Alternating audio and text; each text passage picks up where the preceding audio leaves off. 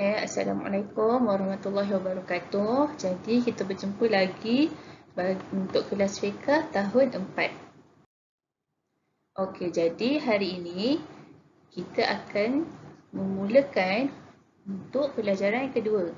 Minggu lepas kita dah habiskan pelajaran yang pertama iaitu solat Jumaat. Jadi kita sambung pula pelajaran yang kedua iaitu khutbah Jumaat. Okey, jadi yang pertamanya kita kena tahu apakah pengertian khutbah Jumaat. Okey, jadi khutbah Jumaat ialah syarahat yang mengandungi nasihat. Okey, nasihat dan pengajaran dibaca sebelum solat Jumaat. Okey, jadi khutbah Jumaat ni adalah syarahan. Penting kena ingat syarahan. Okey, dalam syarahan ni dia mengandungi nasihat dan pengajaran dan dibaca sebelum solat Jumaat. Jadi macam sebelum ni kita dah belajar solat Jumaat 2 rakaat dan seterusnya kan. Jadi sebelum kita nak buat solat Jumaat, kita kena dengar dulu khutbah Jumaat. Sebab khutbah Jumaat ni dibaca sebelum solat Jumaat. Okey? Okey, itu yang pertama. Kita sambung lagi. Okey, yang kedua adalah hukum. Jadi, hukum membaca khutbah Jumaat ialah wajib. Dia bukan sunat, dia bukan harus, tapi dia wajib. Okey? Jadi, bila kita nak pergi solat Jumaat, kita wajib dengar khutbah Jumaat. Sebab hukum dia adalah wajib, hukum membaca dia adalah wajib, jadi kita pun kenalah wajib mendengar untuk buat solat Jumaat. Okey? Itu yang kedua. Kita sambung lagi yang ketiga. Okey, yang ketiga adalah syarat sah khutbah Jumaat. Kalau sebelum ni kita dah tengok untuk solat Jumaat ada berapa syarat sah dia? Syarat sah untuk solat Jumaat ada 4 kan? Tapi syarat sah untuk khutbah Jumaat kesemuanya ada 12. Ustazah pecahkan kepada 2 slide. Okey, kita tengok dulu yang pertama apa dia? Yang pertama adalah khatib hendaklah seorang lelaki.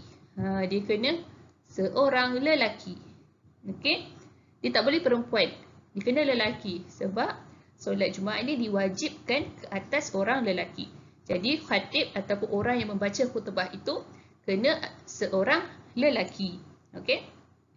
Kedua, khatib hendaklah menutup aurat. Aurat lelaki dari mana sampai mana? Siapa tahu? Ingat tak? Kalau aurat lelaki daripada lutut sampai ke daripada pusat sampai ke lutut. Betul kan? Daripada pusat sampai ke lutut. Tapi sebab kita nak pergi buat solat Jumaat, kita pakailah cantik-cantik, kita pakai jubah ke, pakai baju Melayu ke, cantik-cantik yang menutup aurat. Okey. Kemudian yang ketiga adalah khatib membaca dengan berdiri. Kalau awak pergi solat Jumaat, awak pernah tak tengok masa khatib tu berkhutbah, dia duduk. Dia duduk baca khutbah, tak pernah kan?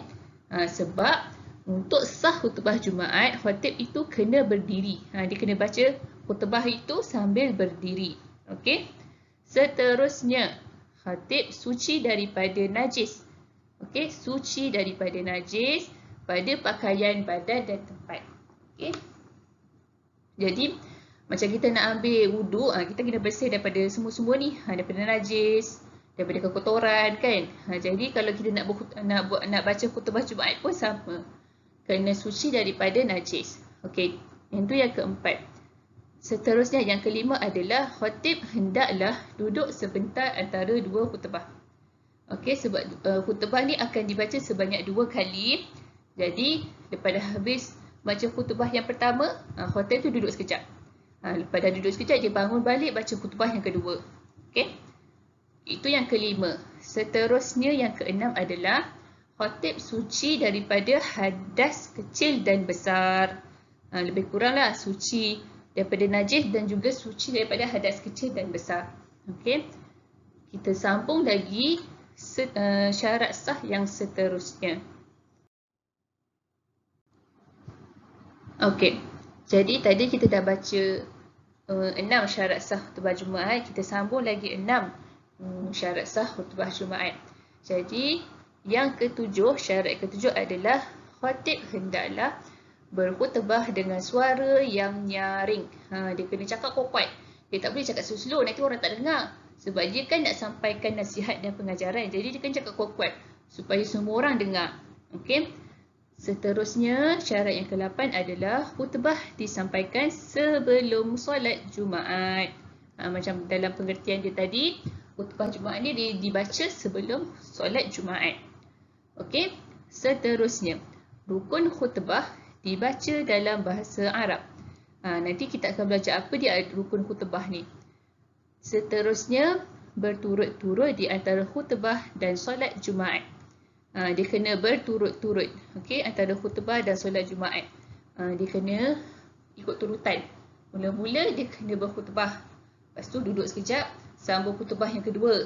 Lepas dah habis khutbah kedua, dah baca doa, dia akan sambung terus solat Jumaat. Dia tak boleh satu khutbah sebelum Zuhur, sebelum Jumaat, solat Jumaat, satu lagi khutbah selepas solat Jumaat. Tak boleh, dia salah. Dia kena berturut-turut. Okey. Khutbah pertama, khutbah kedua, dan kemudian baru solat Jumaat. Okey. Itu yang ke berapa ni? Ke-10. Itu syarat sah yang ke-10. Kemudian syarat sah yang ke-11 adalah khutbah disampaikan pada waktu Zuhur.